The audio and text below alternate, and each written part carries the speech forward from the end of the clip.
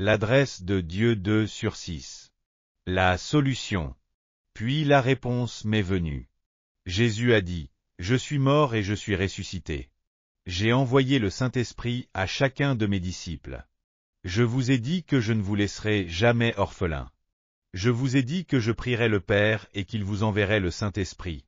Quand ce jour-là, vous sauriez que je suis dans le Père, que le Père est en moi en vous, et vous en moi. » Peu à peu, j'ai commencé à comprendre que par l'intermédiaire du Saint-Esprit, Dieu le Père et Dieu le Fils habitaient en moi.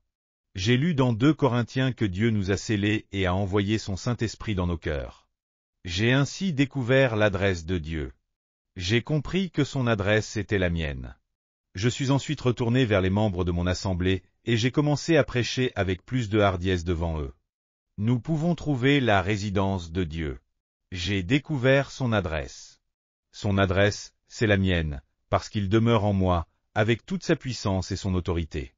Par l'intermédiaire du Saint-Esprit, Dieu le Père et Dieu le Fils habitent en moi, et il m'accompagne partout où je vais. Il habite également en vous, et par conséquent, son adresse est la vôtre.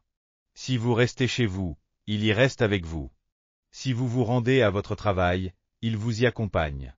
Si vous travaillez dans votre cuisine, il est avec vous. Dieu demeure en vous, et ses ressources sont avec lui.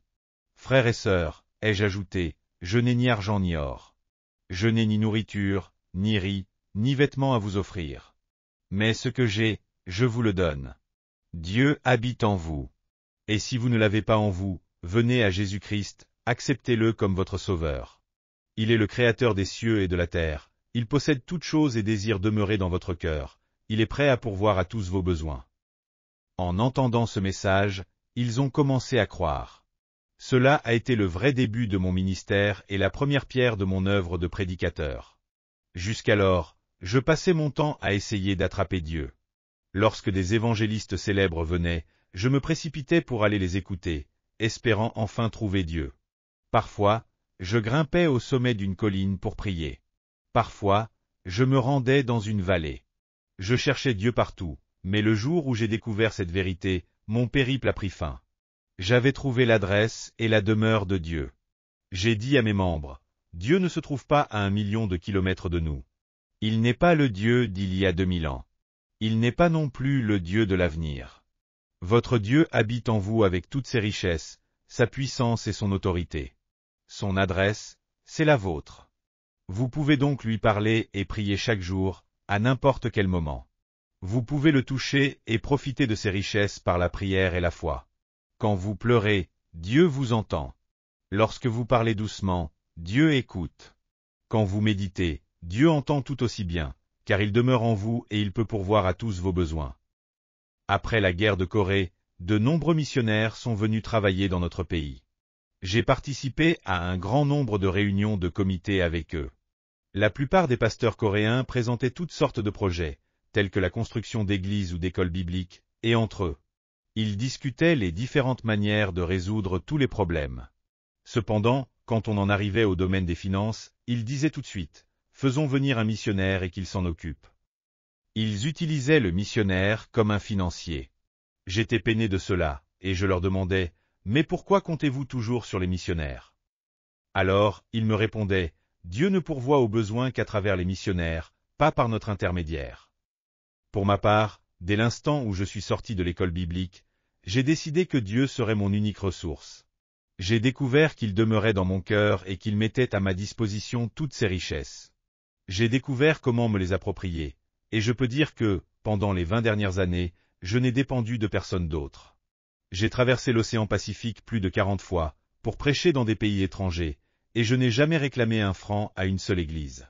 Je leur exprimais ma reconnaissance d'avoir envoyé des missionnaires en Corée, mais je n'ai jamais demandé d'aide financière à une église étrangère. Je dépends toujours de Dieu. En toutes circonstances, c'est lui qui a pourvu à tous mes besoins. La construction de l'église, l'envoi de missionnaires à l'étranger, à partir de notre assemblée, et la construction de l'école biblique. Aujourd'hui, nous sommes engagés dans la construction de la nouvelle école biblique des Assemblées de Dieu coréennes. Notre Église a fait don d'1 demi-million de dollars à cette œuvre. Dieu pourvoit vraiment à tous les besoins. Le défi.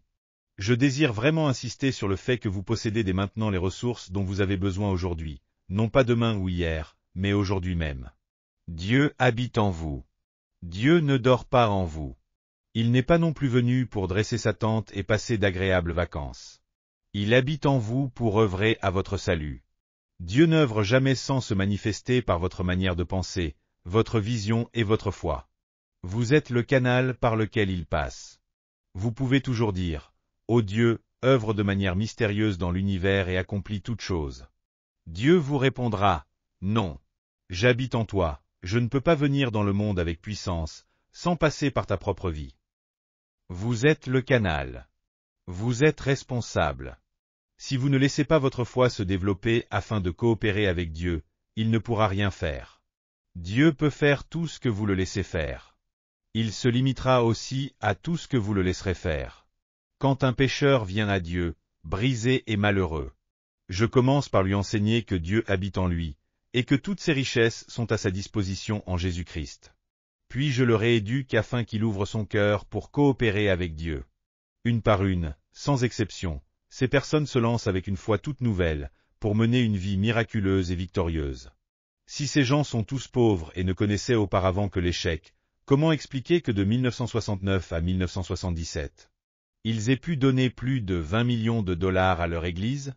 Tous les ans, nous menons à bien des projets qui coûtent entre 1,5 million et 2 millions de dollars. Si ces chrétiens peuvent donner, c'est qu'ils ont reçu, et s'ils connaissent un grand succès, c'est parce qu'ils savent comment s'approprier les ressources divines. Ils doivent d'abord être purifiés de tout péché commis dans la chair.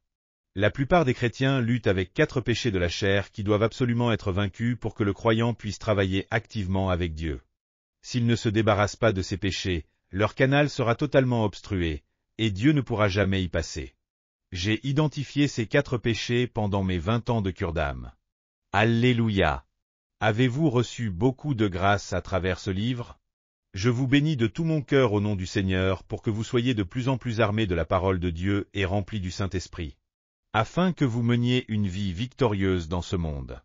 Si vous avez aimé cette vidéo, n'oubliez pas de vous abonner à la chaîne, d'activer les notifications et d'appuyer sur le bouton « J'aime ». Cela nous aide beaucoup à préparer plus de vidéos remplies de grâce.